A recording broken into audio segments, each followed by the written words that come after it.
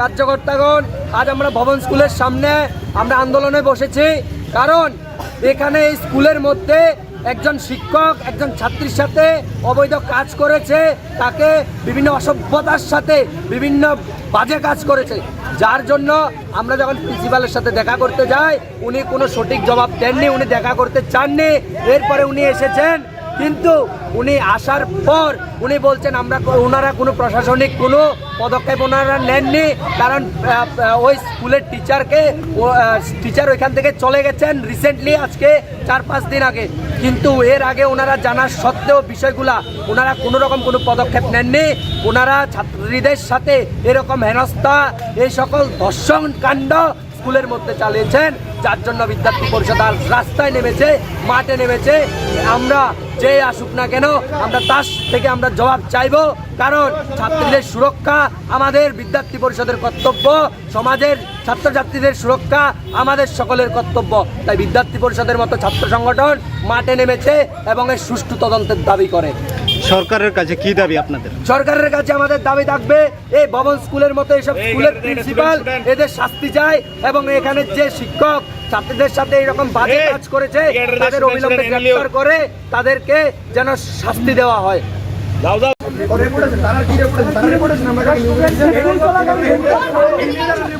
সম্মান নিয়ে এরা খেলতেছে, তাদের আবার রেপুটেশন দেখাতেছে। এই ভবন স্কুল হায় হায় কৃষ্ণের কালো গালে ভবন স্কুলের প্রিন্সিপাল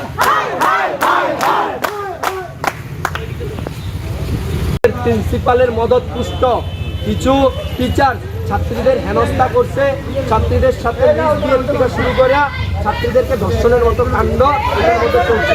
এরপরে যখন ছাত্রীদের পক্ষ থেকে যখন কমপ্লেন আসা শুরু হয়েছে এবং তাদের যখন ছবি ফুটেজ ভিডিও ভয়েস যখন ভাইরাল হওয়া শুরু করছে, তখন ছাত্রীদের ফ্যামিলিকে পর্যন্ত থ্রেট দেওয়ার মতো কাজ এই স্কুলের প্রিন্সিপাল করছে। এর জন্য আমরা অবিলম্বে সুষ্ঠু তদন্ত এবং ওই অভিযুক্তের আমরা শাস্তির দাবি করতেছি। স্যার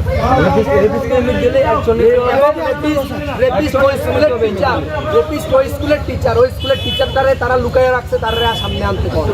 কি হয়েছে দাদা আজকে?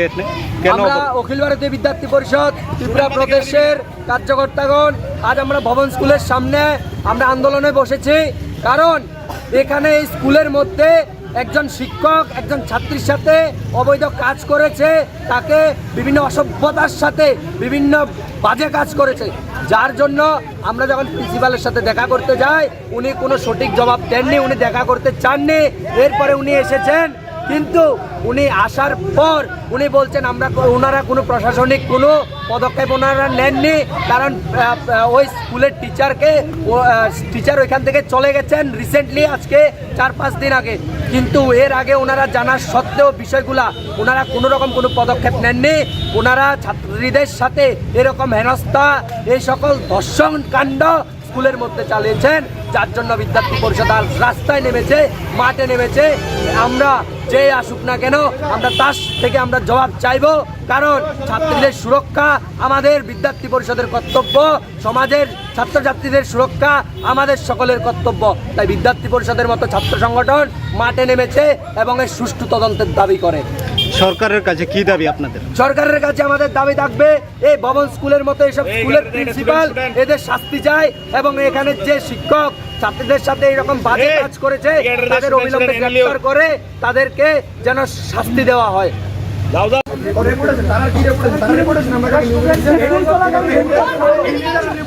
সম্মান নিয়ে এরা খেলতেছে, তাদের আবার রেপুটেশন দেখাতেছে। এই ভবন স্কুল হায় হায় কৃষ্ণের কালো গালে ভবন স্কুলের প্রিন্সিপাল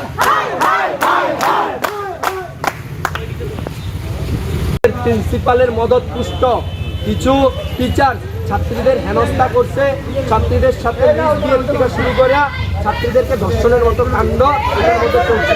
এরপরে যখন ছাত্রীদের পক্ষ থেকে যখন কমপ্লেন আসা